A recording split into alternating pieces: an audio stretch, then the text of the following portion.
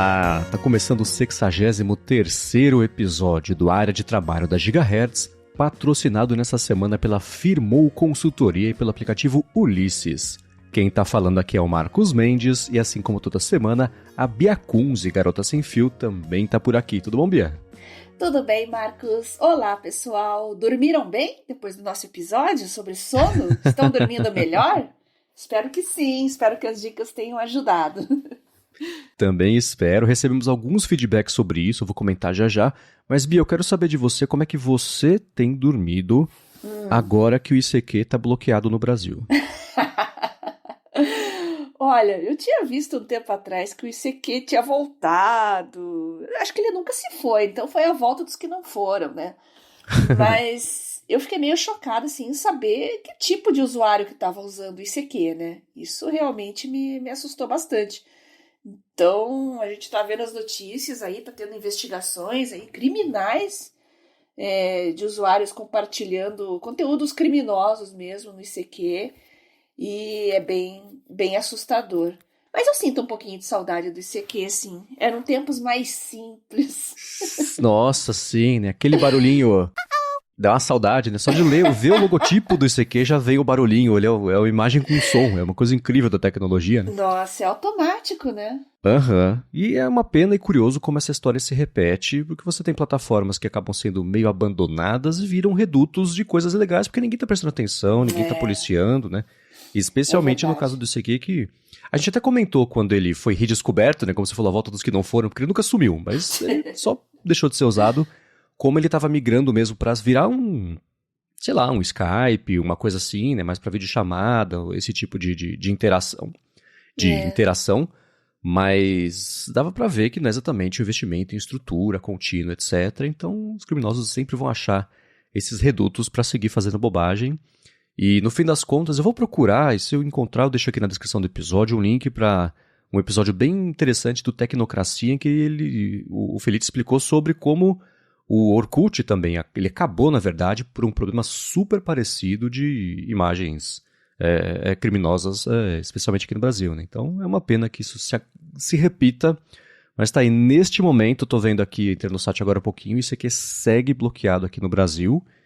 E é aquela conta pro ICQ, né? Quantas pessoas eles têm usando aqui no Brasil, quanto vai custar para resolver esse problema, e eles vão fazer uma escolha, né?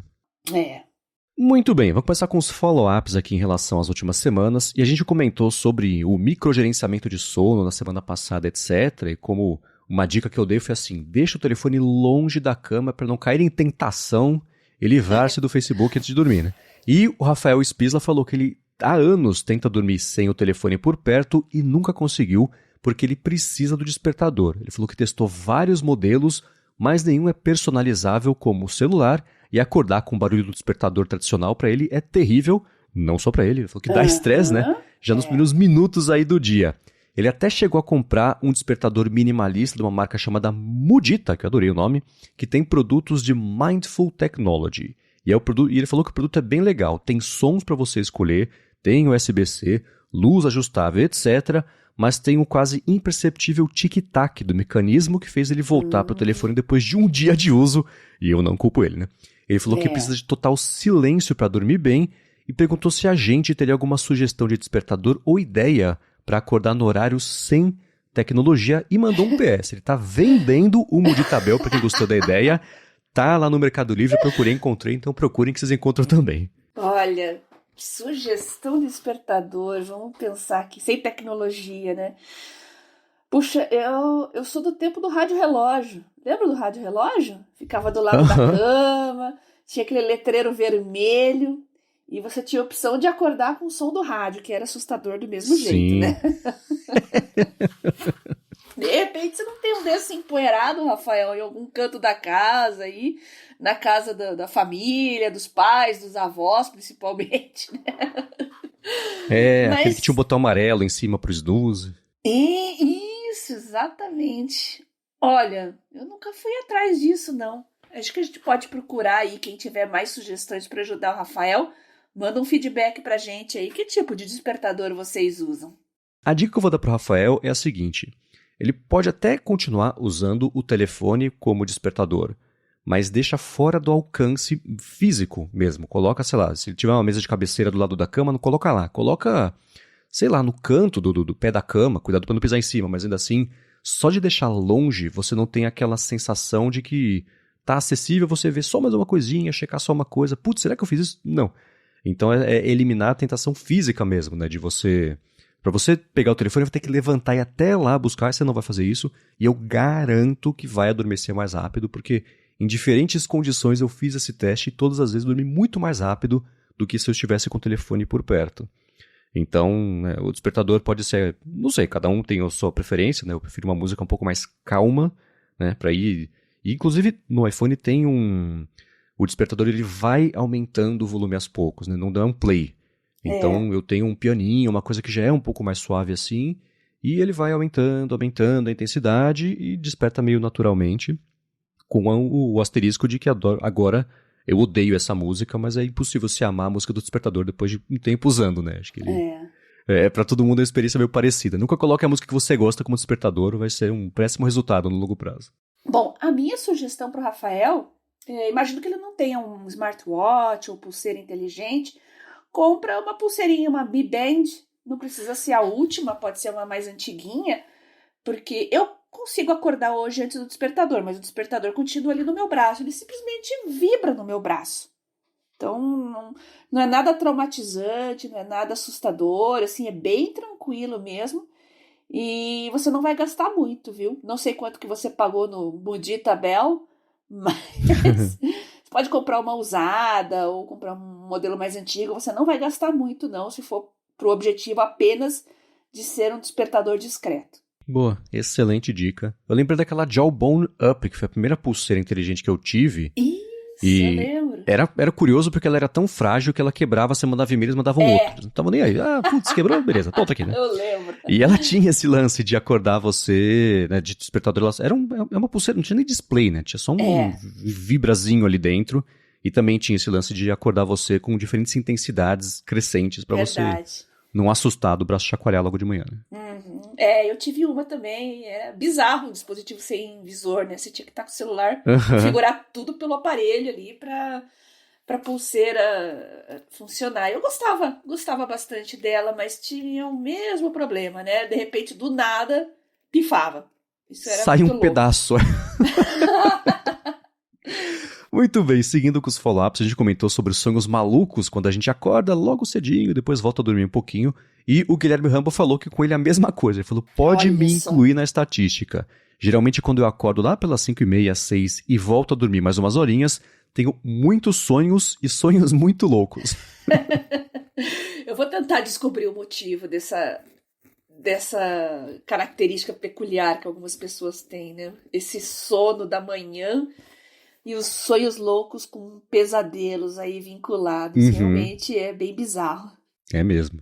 Também fico curioso. Agora, ó, sobre o uso do Kindle, que a gente comentou desde sempre aqui, né, no podcast, o Max falou que é deficiente visual e usa o Kindle, né, e usar o Kindle abriu as portas para leitura, mas ele tem muita dificuldade na acessibilidade de configurações do aparelho. Ele falou que ele dispõe de acessibilidade para leitura, mas se você quiser fazer alguma configuração ou mexer no Kindle mesmo, as letras não aumentam. Ele falou que é horrível, né? Ele tem sempre que pedir ajuda para visualizar as ferramentas ou configurações dele e só consegue usar se o livro estiver aberto já. Então, para isso, ele compra pelo celular e depois vai lá no Kindle para só tocar ali na capa e poder abrir o livro e ler. E tá aí um aspecto que é o tipo de feedback que vale muito a pena sempre mandar para as empresas, né? Para elas lembrarem que existem demandas diferentes de quem tem todos os sentidos e quem não tem nenhum tipo de necessidade de acessibilidade.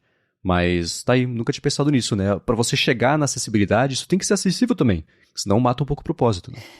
Foi exatamente essa sugestão que eu dei pro Max, né? Procura a Amazon, eles costumam ser bem acessíveis nesse sentido. Se o dispositivo não é acessível, eles pelo menos são, tá? Inclusive, na primeira versão do Kindle, se eu não me engano, tinha um fórum no próprio site, lá no site do Kindle e tal, fórum de usuários, né? Fórum técnico, fórum de dicas, melhorias. Não sei se existe ainda, acredito que não, esse formato tá meio ultrapassado, né? Mas com certeza tem um canal de feedback, alguma coisa lá para você endereçar, né? Bugs, problemas em geral, sugestões de melhorias. Vale a pena dar uma procuradinha, tá, Max? Isso, e eu vou falar, todo mundo que escuta aqui o podcast e é deficiente visual, na verdade tem qualquer tipo de necessidade de acessibilidade, vamos ajudar o Max, manda e-mail também, pede também, vamos criar uma massa crítica, porque isso pode ajudar a influenciar o que é prioridade lá para eles nas próximas atualizações, e vai ser muito bom saber que a gente pode ter dado uma ajudinha para que isso aconteça, né? E meu Kindle já foi encomendado, deve chegar aí ou Ah! hoje ou amanhã, não, tá previsto para amanhã. Aí semana que vem vai ter um meu feedback, tá? Um Kindle novo, depois de tanto tempo usando os Kindles antigos. Não vai ser um review completo, mas eu vou fazer algumas comparações com os dispositivos mais antigos, sim, tá bom? Ótimo, não vou nem perguntar qual que você escolheu pra gente poder conversar sobre isso Tá bom. 100% sem spoilers na semana que vem. Tá bom. Aliás, falando na semana que vem, pessoal, a gente vai fazer um episódio que a Bia está preparando sobre listas e a gente já tratou meio de uma forma mais superficial sobre isso, a gente vai mergulhar nesse assunto, então quem tiver dúvidas, sugestões do que queira ver, ou ouvir, né? A gente discutir aqui a respeito de listas, mandem pra gente, gigahertz.fm/feedback, a gente quer fazer um episódio bem bacana para ser o guia definitivo de vocês aí, para quem quiser tirar o máximo proveito de listas aí no dia a dia. Tá, e quem quiser falar comigo, mandar prints, de repente, né, tem vídeo, print, quer mandar algum áudio também, pode mandar lá no meu Telegram, não vou brigar com você, tá, porque o Telegram faz transcrição de áudio, então o meu Telegram é @biacunze, ou então no Twitter, @garota-sem-fio. Muito bem, recado dado, vamos seguir aqui com os follow-ups e a gente ainda, não exatamente de Kindle, mas comentamos sobre diferentes métodos de usar tablets para a vida profissional, para produtividade, etc. E pintou uma notícia que eu vi que você comentou, quero saber um pouco mais das suas impressões e opiniões sobre esse rumor. A Bloomberg, o Mark Gurman falou que o próximo iPad Pro, a Apple vai dar para ele uma carinha mais de laptop, então que o teclado, o próprio case vão ser de alumínio, isso é uma coisa um pouco mais resistente, e você bater o olho, e ali a carinha dele ser mais familiar mesmo de laptop. Eu queria saber se é o tipo de coisa que você vê mais como cosmética, que você vê mais como o quê?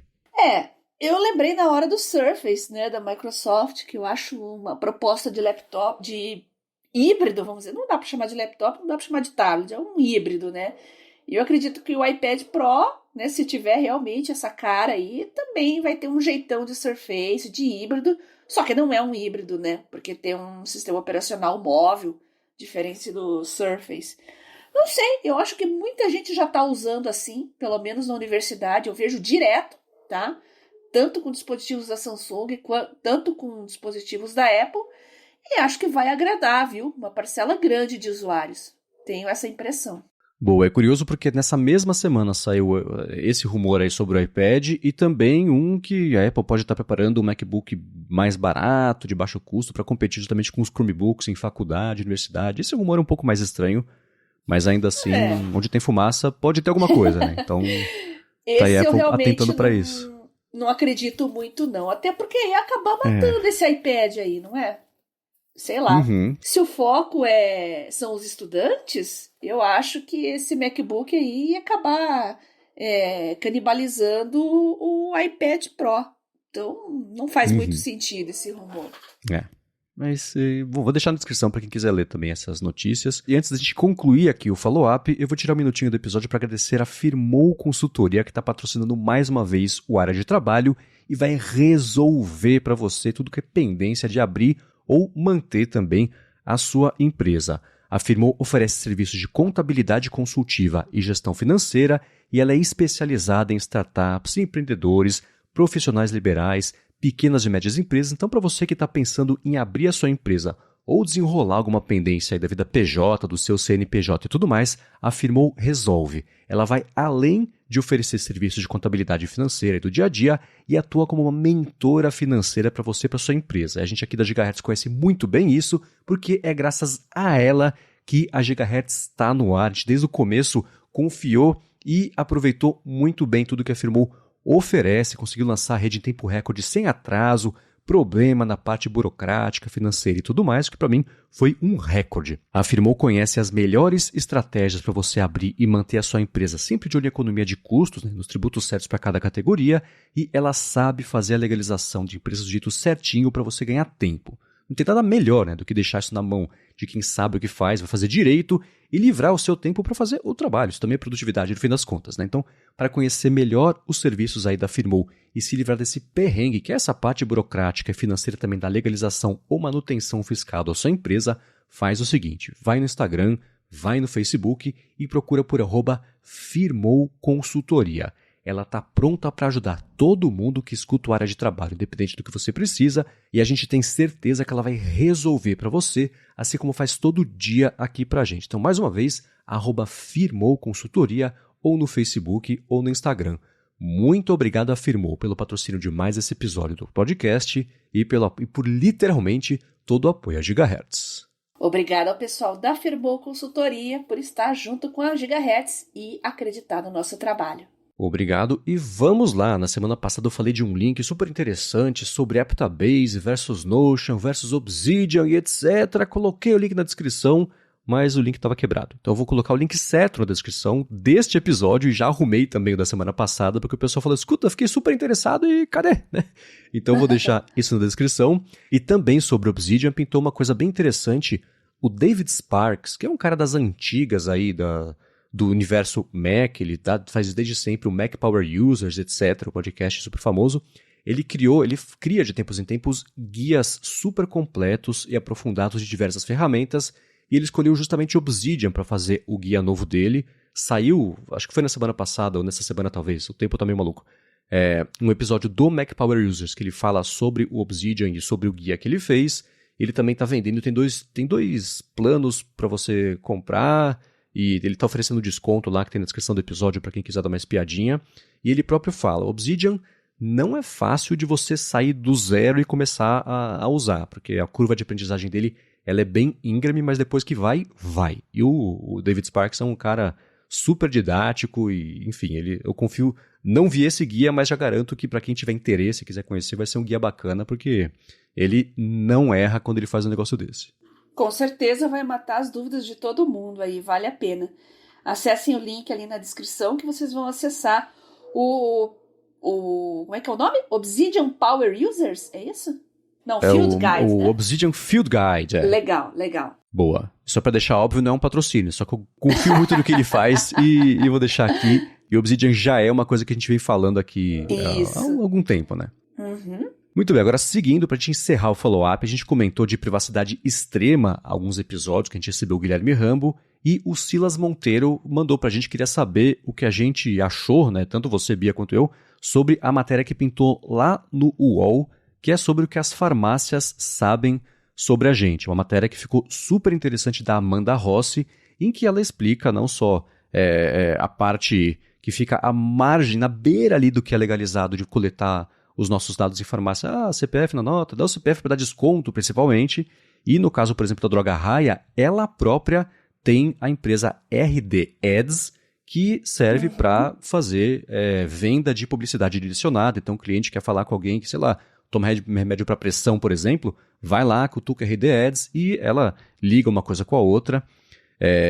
Na matéria tem até um depoimento do CEO da RD Ads num evento, né, que ele falou, eu achei que o Guedin comentou a parte assim, ele falou a parte silenciosa para fora, né, tipo assim, se você perguntar nos Estados Unidos o Social Security Number, chama a polícia. Aqui, 97% das pessoas dão o CPF para ter um desconto na farmácia, e a Amanda explora de um jeito muito interessante as diferenças de preço entre o preço máximo que um remédio pode custar, porque existe ali como é que chama? O CMED, que é a Câmara de Regulação do Mercado de Medicamentos, que estabelece o preço máximo, né, numa tabela, quanto o medicamento custa com desconto, quanto ele custa sem o desconto, e também quanto foi o preço de órgãos públicos, né? Então, por exemplo, a Nimesulida, que custa R$ 1,08 para órgãos públicos, se você não der o CPF, sai quase R$ 32, isso numa farmácia específica lá que ela fez a pesquisa, né?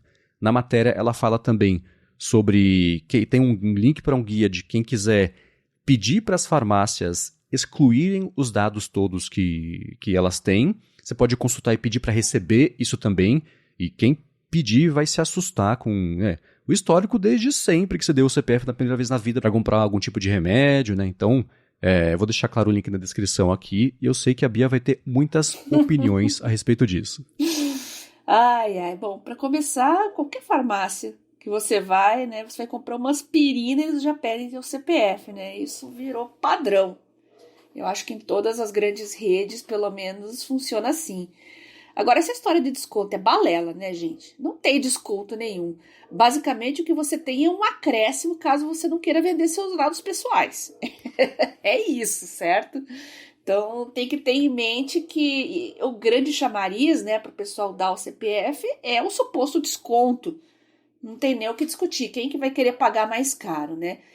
E na nossa sociedade aqui, pelo menos, ninguém entende de proteção de dados, de segurança, do que é feito com esses dados. O pessoal dá o CPF de boa mesmo, pensa que é um cadastro só da farmácia ali e acabou. Então, eu acho que é puro desconhecimento. Agora, como eu sou desconfiada por natureza, né? O Marcos sabe. Pois é, será que é só para propaganda mesmo? Porque a matéria deixa bem claro que o objetivo é você receber anúncios. Será que não tem mais coisas atrás e a gente não está sabendo? Não sei. Jogo no ar a dúvida. É uma dúvida legítima, então eu fico desconfiada. Uhum. Eu parei há muitos anos, nem lembro quando que foi, mas foi cedo de dar o CPF em troca de desconto, porque eu desconfiava do seguinte caminho, né? Tô comprando ali, ao longo dos anos, vai criar um histórico gigantesco de medicamentos que eu usei, e aí o seguro de saúde pode usar isso para fazer a precificação do meu seguro de saúde, ou fazer ajuste, etc. Então essa sempre foi a minha principal preocupação, né? Quando tiver 80 anos, com base nos medicamentos que eu comprei quando tinha 15, 20, 25, 30, 40... Isso, eles falam, esse cara aqui desde sempre comprou isso aqui, então isso aqui, a chance dele ter essa doença aqui é maior. Né? É um chute meu, mas desconfio que não seja tão distante da realidade.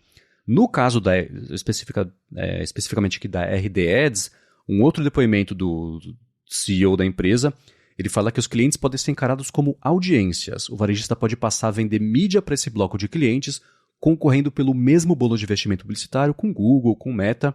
Então, propaganda online tem bastante dinheiro neste mercado, né? Então, colocar a RD Ads como uma participante, um player desse mercado, do ponto de vista de negócio, faz sentido. Só é feio, né? Explorar esse tipo de dado, que é uma das coisas mais privadas das pessoas, é o tipo de medicamento que elas usam, né? Existem diversas inferências ou informações que você consegue extrair a respeito disso que são bem delicadas, né? Então, a própria LGPD considera dado de saúde coisa como os dados sensíveis, que é uma categoria que precisa de uma maior proteção, mas ainda assim, tudo isso é feito, essa coleta, o uso é feito de um jeito que na ponta do lápis é legal, mas parece que não é, né? Sabe aquela coisa meio suja, assim, meio feia? Então, ela própria cita como nos Estados Unidos já teve caso de multas para coisas muito parecidas, né? E, inclusive, sobre isso também, o Denis Formiga até mandou para você um complemento a respeito desse assunto, né? Pois é, e com essa história da farmácia, aí eu tava conversando com alguns amigos e o Denis, um beijo para você, Denis, me lembrou do caso da Target, né, que é bem antigo aí, mas bem famoso também, que é sobre bancos de dados que prevêem a gravidez de uma adolescente, o pai ficou furioso. Vocês devem se lembrar dessa história. Você lembra, Marcos? Sim. Pra quem não conhece, eu vou também deixar na descrição, porque isso da minha espiadinha, que ele foi na TV, não foi? Foi todo um caos. Basicamente, uma adolescente começou a receber em casa panfletos de coisas para bebês e tal, sugerindo que ela estivesse grávida. O pai ficou furioso, né? Entrou em contato com a loja, falou: vocês estão estimulando adolescentes a engravidar precocemente, onde já se viu. Aí ele descobriu que a filha realmente estava grávida e supostamente pediu desculpas ao pessoal da Target, né? Isso é o que a lenda diz, né? Sim, Tem casos, lembro de um da Amazon também. A Amazon sabia que eu estava grávida antes de eu saber que estava grávida. Esses casos aparecem mesmo, porque são comportamentos que são fáceis de prever, mas nem por isso tinham que ser explorados especialmente para aumentar faturamento, né? Então, CPF é uma coisa que eu parei de dar em qualquer situação, mercado, farmácia, etc., porque quanto vale os dados, informações de cada um, informação de consumo, né? Então, especialmente, e é tentador, né? Você vai comprar um remédio que custa R$120, com o CPF você paga 30. Você fala, putz, me dói pagar 120, mas eu pago 120. É curioso que às vezes quem tá no caixa fala assim, mas você vai pagar inteiro? Tipo, não acredita, né? Que você vai pagar o preço completo, porque, nossa, é só dar o CPF. Então, eu não sei, por exemplo, se é legal, as pessoas podem dizer isso pra gente, dar um CPF. Você põe um gerador de CPF ali, tudo bem que pode ser o CPF de outra pessoa, né? Então acho que não é uma boa ideia. Mas ainda assim, esse tipo de coisa poderia ser aí uma ferramenta para proteger a privacidade, ainda assim ter o desconto, mas se esbarrar no CPF de alguém, aí é um problema. Mas ainda assim, CPF... porque o próprio CPF de a nota paulista, tem alguma coisa por aí assim parecida, Bia? Ah, tem a nota Paraná, nota Curitiba, tem. Não uso nenhum.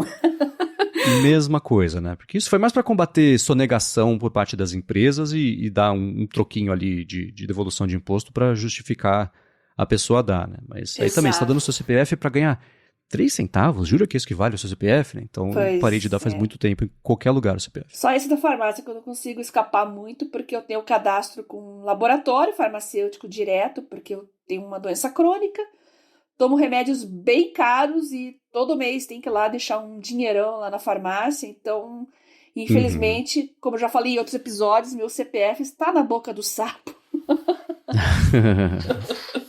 O desconto de laboratório por ser do mercado da saúde... Mercado não, né? Do segmento da saúde. Faz muita diferença. Sim.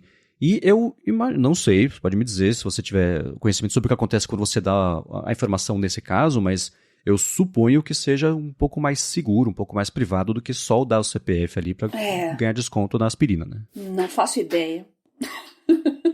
Não faço ideia. Quem souber, se é mais seguro. Diga pra gente. Exatamente.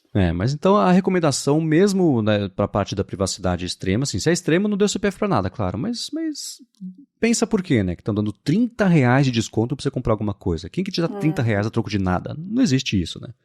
Então fica o alerta, obrigado ao Silas por ter chamado aqui a atenção pra isso, e eu vou deixar na descrição a matéria porque vale a pena. Lá embaixo tem o link pra você se descadastrar ou eliminar os dados de mais de um grupo de farmácias, então vale muito a pena dar uma espiadinha nisso e deletar seus dados, porque afinal, por que não, né? Você terminar a semana com privacidade maior do que você começou, já é um excelente avanço aí na vida, né? Muito bem, agora eu quero trazer aqui um assunto que a gente comentou no comecinho do podcast. A gente certamente evoluiu com a forma como a gente lida com isso, porque esse é um alvo bastante móvel, que é e-mails. Eu certamente mudei muito o jeito que eu lido com os meus e-mails no dia a dia, desde o começo da Gigahertz até hoje, e em parte por conta do aumento de volume de e-mails, né, por conta do negócio mesmo da Gigahertz. Então eu queria um panorama seu primeiro, Bia, de como é que tá a sua relação com e-mails, os aplicativos, os horários que você lida com isso, como é que tá pra você? Olha, hoje tá bem tranquilo, tá? Mas basicamente porque meu site tá fora do ar, tá sendo reformulado, eu tirei os e-mails do ar, então eu não tô recebendo nada por enquanto. Né? Acho que o do Garota Sem Fio era o meu e-mail mais caótico de todos. Mas no momento, deixa eu olhar aqui, eu tenho um pessoal, que basicamente é só para mandar coisas entre familiares, né? Tenho 2 acadêmicos e tenho um geralzão que é para spam, para cadastro, insights. Eu acho que todo mundo usa um Gmail para isso, né? Porque o Gmail consegue manipular muito bem, gerenciar muito bem e-mails de mala direta, newsletter, spam. Então, ele já tem esse recurso nativamente. Então, eu recomendo você ter um e-mail separado para essas coisas online mesmo, né? E aqui está mais ou menos sob controle, porque no meio acadêmico o negócio é mais controlado mesmo. As pessoas têm mais noção assim de quando usar e-mail. Mas tá, eu vou confessar para você, Marcos, tá bem tranquilo essa situação, porque boa parte dos meus contatos profissionais, acadêmicos, pessoais estão em mensageiros instantâneos. Então a parte profissional tá toda no Telegram. Então eu tô o dia inteiro, não tô no e-mail, mas tô no Telegram. A parte acadêmica tá lá no Teams. Então eu acho que só migrou de lugar, né? A gente vai ter que mudar uma pauta no futuro aí, Marcos. Gerenciamento de mensagens instantâneas. Porque realmente e-mail tá bem sossegado, pelo menos pra mim hoje. Sim, uma coisa que não mudou é o conceito de que eu tenho uma quantidade finita de coisas com as quais eu consigo me preocupar e escolhi que e-mail não vai ser uma delas. Então eu sei que, por exemplo, que existem pessoas que têm um esquema muito parrudo de administrar, fazer essa meta-administração de como lida com os e-mails, né? Então tem, por exemplo, aplicativos como o Spark, que é da Riddle, que se eu usasse aplicativos específicos disso, esse seria, eu já usei, na verdade, o Spark, quando eu tentei resolveu o problema insolúvel que é administrar e-mails, né? E eles só evoluíram de uns anos para cá. Eles têm, por exemplo, um suporte bacana a equipes. Então, os e-mails, você pode ter uma equipe, o pessoal do trabalho, eles passam a ser tratados como se fosse internamente ali uma conversa de grupo, com direito até a comentários. Você deixa, ó, chegou um e-mail lá, você tem comentário, fulano, você resolve isso aqui? Isso vai lá para o comentário do lado do e-mail, então dá para combinar o jogo internamente, e o e-mail vira só um veículo disso e fica mais fácil de administrar. Ó, essa pessoa aqui eu já passei a informação dia tal, cobra ela. Essas coisas são bacanas. Ele ganhou agora recentemente também um assistente de inteligência artificial para ajudar a escrever os e-mails, aquela coisa toda que... Bom, muita gente tira um bom proveito disso, né? Apesar de ser estranho, você usa a IA para escrever o e-mail, do outro lado da pessoa usa a IA para resumir o e-mail, todo mundo trabalhou à toa, né? Mas ainda assim ele tem a função que eu acho ótima, que é de você receber o e-mail de novo às 6 da tarde hoje, ou amanhã, né? Isso funciona como um lembrete para conta, por exemplo, se você não tem débito automático, você coloca, putz, vai ver se é dia 5? Chega de novo dia 5 às 9 da manhã, porque esse e-mail vai chegar de novo, vai mostrar como uma nova mensagem mais uma vez, e você lida com isso. Então, e ele tem, claro, né, essa sincronia entre dispositivos, então não é uma coisa que sempre fica preso só na plataforma. Tem, né, para Mac, acredito que tem para Android também, mas vale a pena dar uma espiada neles. Tem outros aplicativos também de e-mail. Tem um que saiu recentemente, que era de um cara que trabalhou na equipe do Gmail e lançou depois de bastante tempo o aplicativo dele para Mac. Eu já pego o nome, mas eu vou colocar na descrição também. E cada um tem um ponto de vista, né, uma opinião sobre como quer te ajudar a lidar com e-mails. Que é bacana, que dá para testar um, testar outro. Uma hora você encontra um que pensa exatamente como você sobre como é que tem que ser lidar com e-mails. Para mim, eu sigo administrando os e-mails, respondendo e lendo aquela coisa só no Mac. Faz mais de um ano que eu não digito um e-mail no iPhone, mas eu voltei a ligar as notificações do aplicativo do Gmail no iPhone. Porque como os e-mails da Gigahertz chegam por meio eles são direcionados ali para o meu Gmail, o que eu faço? Eu deixo a notificação como aquela do iOS que ela não aparece, mas se você acessar a central de notificações, ela está lá. Porque quando eu quiser ir atrás da informação, ela não me interrompe, mas vai estar lá e eu vou saber se chegou um e-mail importante que eu tenho que lidar com isso agora, saber o que chegou que está na fila para eu resolver até o final do dia, por exemplo. Então esse é um jeito que eu encontrei de não ficar com o e-mail cutucando o cérebro o tempo inteiro no telefone, que é uma coisa que é infernal, apesar de eu saber que tem gente que precisa disso, e ainda assim fico sabendo o que está rolando, e se pintar alguma coisa urgente, assim que eu olhar as minhas notificações, eu vou saber que essa coisa está lá e escolho o melhor momento de lidar com isso, seja imediatamente, ou seja, enfim, né, mais para frente, amanhã, no fim do dia.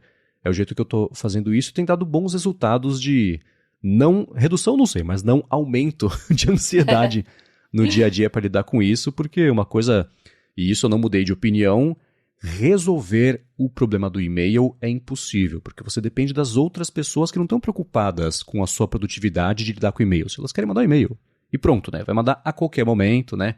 Exceto quem usa, por exemplo, o Spark tem isso. Esse e-mail aqui faz o seguinte, manda amanhã às 8 da manhã, eu vou escrever, vou botar para enviar agora, para eu livrar disso agora que eu preciso fazer, mas o disparo mesmo vai acontecer daqui a tanto tempo. Né? Essas coisinhas ajudam mesmo a você resolver no seu tempo, mesmo que não seja mais apropriado no macro ali para um e-mail ser disparado. Né? Se disparar na sexta-feira às 6 da tarde. Esquece, ninguém vai ver esse e-mail. Até segunda-feira tem mais 40. Ele vai cair num balde gigantesco ali atrás do armário que ninguém vai ver, né? Manda na terça de manhã, a chance é muito maior de você ter uma resposta mais rápida. Então essas coisinhas a gente vai aprendendo, né? Bom, eu tô no sentido totalmente oposto do Marcos. Eu só gerencio e-mail em mobile. E eu tô muito feliz com o ecossistema da Samsung aqui em tablet, smartphone. Funciona super bem os dois em conjunto. Mas, essencialmente, o que eu tenho para gerenciar por e-mail, tô abrindo até aqui o meu para ver. Por exemplo, vai ter um congresso, né, mês que vem. E eu recebi um e-mail aqui, as inscrições começam no dia tal, as inscrições para os cursos começam no dia tal. Aí tem vários links ali para fazer a inscrição. E tem um curso que eu estou particularmente interessada que só tem 15 vagas. Então, o que eu faço? A própria Samsung tem um recurso nativo ali de lembretes. Então, aquele mesmo e-mail, né, eu vou ali adicionar lembrete. Então, no dia e na hora que eu quero, aquele e-mail vai acionar e vai mandar um lembrete para mim na hora que eu quero. Então eu já poderei fazer a inscrição tão logo elas abram e eu não perco a vaga. Isso é um recurso bem interessante, porque o meu gerenciador de tarefas, né, todo mundo sabe, é o Todoist. Estou nele há muitos anos, não saio. Mas, paralelamente, eu tenho aqui os lembretes da própria Samsung para cuidar dessas coisas, né? Tem lembretes até associado à sua localização, que é muito interessante, né? Por exemplo, eu preciso ir na livraria, quando eu for lá no centro, eu preciso passar naquela livraria, porque eu preciso ver aquele livro tal. Então, eu coloco no mapa ali, quando eu estiver me aproximando da livraria, lembrete, comprar aquele livro. Opa, já fico esperta. Então, esse é um dos motivos de eu gerenciar e-mails, lembretes, etc., tudo em mobile, que para o meu uso atual, pelo menos, é bastante eficiente e está mais restrito a essas atividades mesmo. Uma coisa que eu sei que, por exemplo, por muito tempo eu não usei porque não tinha no e-mail do macOS, está chegando agora, eu sei que para muita gente é útil, por exemplo, o que eu falei no Spark, faz o e-mail chegar de novo amanhã às 8, né? No macOS você consegue colocar, me lembre sobre esse e-mail, ele cria um lembrete mesmo, que o lembrete ele fica também, permeia por todos os dispositivos. E uma coisa que eu sei que o Gmail tem, que também pintou recentemente, que eu não, até hoje eu não sei se é uma função do Gmail que o macOS adotou, mas com integração com o Gmail, se é sozinho dele. Mas assim, você mandou esse e-mail aqui, faz 4 dias, não chegou a resposta. Quer relembrar a pessoa? Quer mandar mais alguma coisa? Ou então assim, esse e-mail chegou faz 6 dias, você não fez nada. Você quer responder, você quer deletar, o que você quer fazer? Essas ajudinhas assim, né? Acho que dependendo do seu perfil de uso podem ser bacanas. E um follow-up em tempo real é MimeStream, o nome do aplicativo para o macOS, feito pelo cara que trabalhou no Gmail. E é só para Gmail, porque tem aquelas peculiaridades de POP, de SMTP, de não sei o que é uma outra zona, a gente fala sobre isso um outro dia, né? Então, é dessa forma. E um complemento aqui que eu acho interessante fazer é o seguinte, né? Para newsletters. A gente falou sobre newsletters, eu adotei o desafio de incorporar isso no meu dia a dia e a forma como eu passei a lidar com isso, tanto para newsletters quanto também até para os feedbacks que o pessoal manda, né, pelo site, chega aqui como cada feedback chega como um e-mail separado. Assim que o e-mail chega, eu marco como lido e mando para um arquivo de newsletters ou dos feedbacks.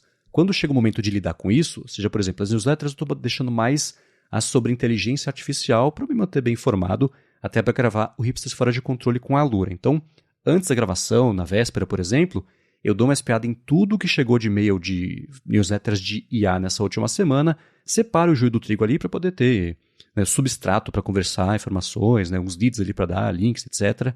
E os feedbacks é a mesma coisa. Quando eu vou fazer a pauta, hoje, por exemplo, acordei, pauta da hora de trabalho, vou nos feedbacks, leio todos que chegaram da hora de trabalho, coloco na pauta, tenho notas também com coisas que eu vou acumulando ao longo da semana e uso isso como base para definir quanto tempo a gente vai falar sobre cada coisa e também ter o tempo ali para a gente falar sobre o assunto principal, justamente e-mails no episódio de hoje, né? Então, esse esquema de você, para coisas que você pode agrupar, marcar como lido, deixar numa caixa e você, quando você quiser, quando for melhor para você, ir atrás, ajuda muito a você não estar concentrado ali, daqui a pouco, newsletter, não sei o que lá. Putz, você perdeu o raciocínio, você esquece quem você é, né? Até você voltar no flow ali, já anoiteceu, né? Então isso é bem importante.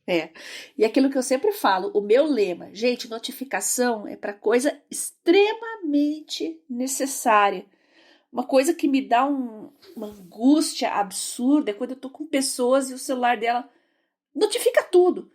É propaganda do iFood, é WhatsApp, é e-mail, é aplicativos de loja, assim, eu não sei como é que as pessoas conseguem viver com tudo apitando e notificando o tempo todo. É uma angústia profunda que me dá. Então, gente, notificação é pro estritamente necessário, tá? Se vocês querem saber por que a ansiedade, nós somos um dos países mais ansiosos do mundo, eu acredito que está muito ligado a isso também, aquela expectativa de você achar que chegou alguma coisa importante. E eu não só coloco para o estritamente necessário, como eu coloco sons diferentes para cada coisa, né? Por exemplo, se é uma mensagem da minha mãe, eu tô lá em outro lugar, longe do aparelho, eu escuto o som, é mensagem da minha mãe, eu já sei. Quem tem um watch, né, pode ver na hora ali, mas eu também sou contra notificação em relógio, gente, pelo amor de Deus. Desliguem isso. A não ser que seja, como eu falei, sua mãe, seu chefe, só, entendeu? Não coloquem notificação geral em relógio inteligente também. Mas pode ajudar muito para notificações pontuais de coisas que realmente são importantes, né? Aplicativo de lembrete de medicamentos, enfim, coisas que são realmente importantes. Boa. Bom, a gente está falando de uso de e-mails, né? Mas como eu comentei antes, no meio corporativo, muita coisa migrou para Teams, né? Como eu falei, Slack, né? Que é muito popular também. Queria saber de vocês que nos ouvem aqui, como é que tá essa vida de vocês, principalmente profissional, né? Entre e-mail e comunicadores instantâneos. O que vocês estão usando?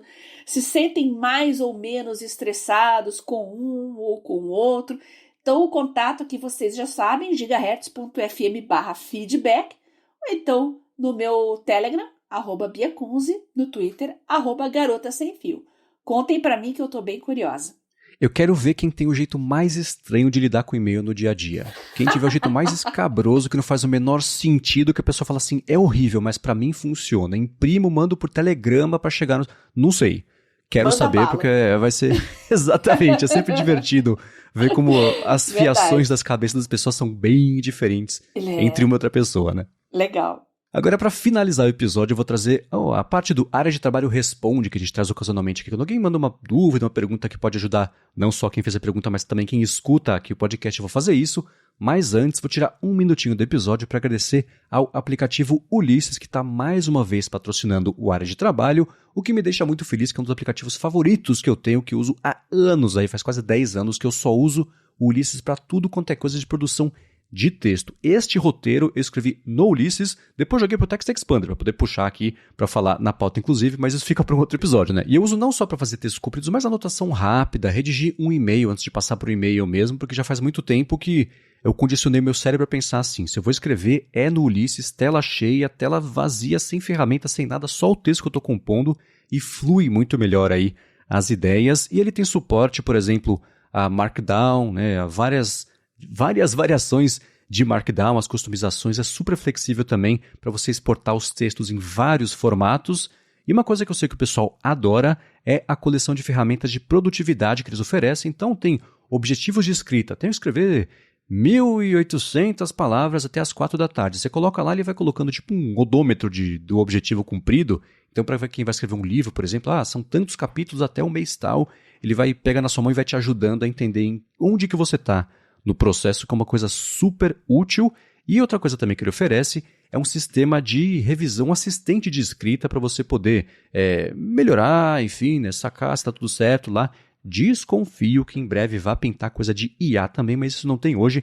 Não assinem por conta disso, que isso é uma especulação minha, mas faz total sentido chegar muito em breve. Eles têm funções também sobre editoração de e-books e tem um monte de integração para ferramenta para exportar para o WordPress, para o Medium, para o Microblog, para Ghost também. Recentemente eles ganharam suporte para quem escreve equações em LaTeX, por exemplo. Você escreve lá bonitinho, ele exporta a equação formulada certinho. Isso também você pode exportar para EPUB, para PDF, para Word, para blog, etc. E uma coisa nova que fazia muito tempo que o pessoal pedia e que chegou é um suporte mais bacana a lidar com projetos. Você duplicar um projeto, arquivar um projeto para facilitar muito a vida da réplica ou, enfim, de administração geral. No painel que eles têm também de produtividade, você consegue acompanhar em tempo real os caracteres, as palavras, essa contagem que é importante, né, para quem tem uma restrição sobre o quanto tem que escrever, parte de links, tags também para organizar e você achar isso de um jeito muito mais fácil. E é o seguinte, depois de quase 10 anos eu consigo usar a busca e achar em segundos um texto que eu sei que eu escrevi há muito tempo, que eu usei a palavra tal, você vai lá, acha, ele é super fácil de você administrar, a parte de backup também nunca me deixou na mão. Eles têm investido para melhorar ainda mais a confiabilidade e velocidade de backups. Instalei o Ulisses no iPhone e preciso de um texto para agora, pá. Isso está resolvendo cada vez mais rápido e ele está disponível, como eu falei, para o iPhone, para iPad e para o Mac também. E tem um programa de desconto para estudantes, além de também estar disponível no Setup, aquela assinatura de vários aplicativos uma vez só. Então, para conhecer mais o Ulisses e ver como ele vai ajudar muito você a ter mais produtividade no dia a dia para os textos aí que você tem que produzir, faz o seguinte, acessa ulisses.app, o que faço, tem link na descrição também do episódio. Então, mais uma vez, ulisses.app ou procura por Ulisses na App Store que você vai encontrar Vale a pena experimentar, eu sei que você vai gostar, eu uso, eu confio, dá uma espiadinha. Muito obrigado ao Ulisses pelo patrocínio de mais esse episódio aqui do Área de Trabalho e pelo apoio a toda Gigahertz. Olha, 2 minutos atrás eu estava xingando as notificações, então, olha, não tem coisa melhor do que você trabalhar num ambiente focado, sem barulho, quando a sua mente entra naquele estado de flow que chamam, né? Parece que as coisas fluem tão bem. Graças a aplicativos como o Ulisses, isso é possível, porque você trabalha totalmente focado. Muito obrigado ao pessoal do Ulisses por acreditar no nosso trabalho aqui no podcast. Obrigado e vamos lá, Área de Trabalho Responde. Se tem uma dúvida, manda gigahertz.fm/feedback, fala comigo, fala com a Bia, isso entra aqui no final do episódio e foi o que o Mário Neto fez. Ele falou que usa agendas diariamente para anotar as tarefas do dia, as ideias, processos, mapas e reuniões. Ele faz isso há anos e a cada 2 dias aplica o método GTD, o Getting Things Done, né? E transforma tudo em e-mails, tarefas ou aplicativos como Evernote, o Notion ou o OneNote. Ao final, ele joga a agenda fora e experimentou digitalizar com o iPad, mesas digitais, caneta inteligente também, mas nada supera o papel, que ele falou que é 90 gramas, e a caneta de 2 milímetros. Ele gasta cerca de R$10 por mês nisso e está em busca de um dispositivo simples para anotações que aguente umas 10 páginas, PDF e leitura não importam tanto. Ele tem Kindle, por exemplo, mas as opções são caras demais, R$4.000 aí no mínimo. Ele falou, será que aquele Magic Pad para criança, baratinho, né? Com paginação, opção de borracha, opcional, etc., poderia resolver? Uma coisa assim que ele está em busca, então ele quer alguma dica. Ele falou que é fã da gente, Bia incentivou ele a comprar um Palm e falou que eu fui companheiro nas caminhadas de manhã, eu trabalho desde 2014. Obrigado ao Mário Neto, que mora aqui pertinho de mim, que eu sei. Poxa, Mário, que legal, né? Ter um feedback de um ouvinte, leitor, já tão das antigas. Já que você é da época do Palm, eu acredito que você usava muito o Palm para esse tipo de anotação, notas rápidas, né? Transformar tudo em e-mails, tarefas, aplicativos usando o GTD. Eu ainda uso algumas coisas desse método no meu dia a dia. Exatamente como você faz, também transformo tudo em tarefas, né, aplicativos. No meu caso, está mais no Todoist e no Samsung Notes, né? Então, eu acho que você deveria ter um smartphone com caneta. Porque aí você tem, além do seu smartphone, você tem já um bloco de notas ali junto, né? Com a liberdade de você escrever à mão, que eu já percebi que é o que você gosta. Então, é minha sugestão, quando você fizer o seu próximo upgrade de smartphone, ele não falou qual que ele está usando hoje, né, Marcos? Não falou. Mas fica a sugestão aí, tem a família S22, S23, S24 aí para o ano que vem, né, todos com caneta. Então, acho que a solução mais interessante é essa, porque eu, pelo menos, não fico sem caneta em dispositivo móvel, usei nos Palms, o Windows Phone, Windows Mobile, Pocket PC, aí migrei para a família Galaxy Note, né? Não consigo ficar sem um smartphone com caneta. Então, minha dica é essa, não sei qual que é a sua sugestão, Marcos. Olha, o método dele é bem específico, com anotações à mão, que nunca foi exatamente o meu forte. Eu nunca aprendi tanto sobre anotações à mão quanto com você e com os nossos ouvintes aqui, que usam bastante isso, mais do que eu achei que usariam, inclusive, né? Então, eu vou dar uma dica que é o seguinte, na verdade, o Luiz Alfredo mandou pra gente um aplicativo que só tem para o ecossistema do iOS chamado Agenda Calendar. Ele falou que ele consiste num bloco de notas linkado a um calendário.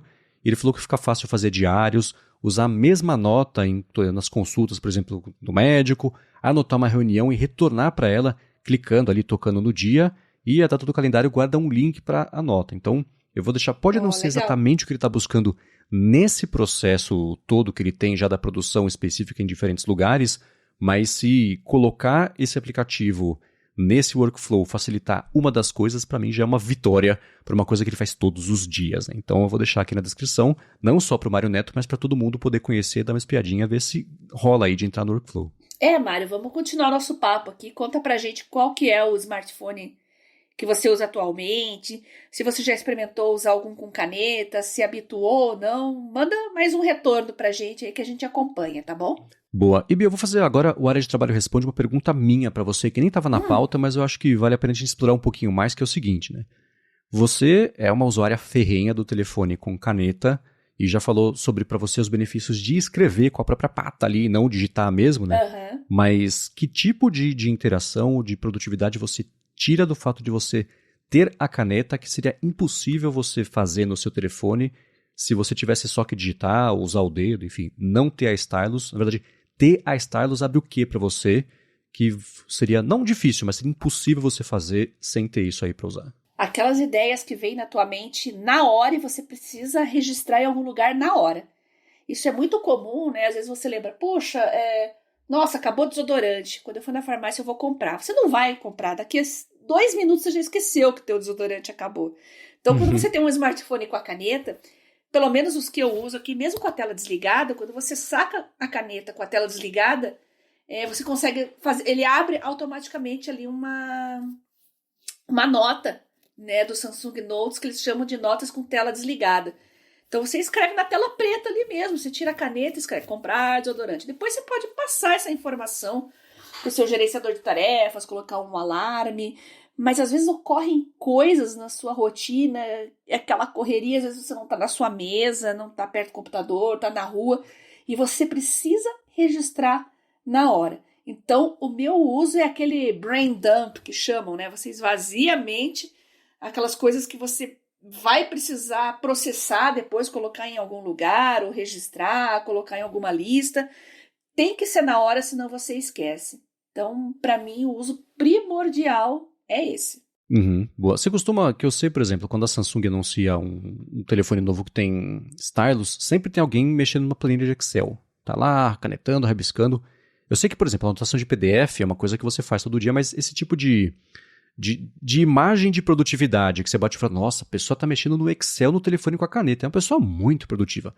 Na prática funciona isso? Ou talvez só para você sim, talvez não? Ou que você vê também de impressões das pessoas? Como é que é essa relação de power user, mas que eu olho e falo, será que é assim mesmo? É difícil dizer, né? Tô há 20 anos com dispositivo móvel com caneta na mão, né? Eu já nem raciocino mais. Para mim, virou uma coisa quase fisiológica. Tive uma ideia, eu puxo a caneta ali e escrevo, né? Tô até abrindo aqui para dar uma olhada o que eu registrei nas minhas notas rápidas escritas à mão. Então, tem uma anotação de ontem, comprar sachê, queijo, coisas que eu tinha que comprar na rua. Outra anotação aqui. Depois da pandemia, o jornalismo científico mudou, também é uma coisa que eu queria pesquisar mais tarde, uma reflexão que eu estava tendo. Interessante isso, inclusive. Eu estava discutindo isso com um professor meu, né? Então eu anotei, isso é uma coisa que eu vou desenvolver, que eu vou trabalhar mais tarde, eu vou pesquisar. Então é uma ideia que me veio na cabeça na hora, né? E eu pensei, puxa vida, será, né? Vamos pensar sobre isso mais tarde. Antigamente, nos Galaxy Notes antigos, tinha o Action Memo.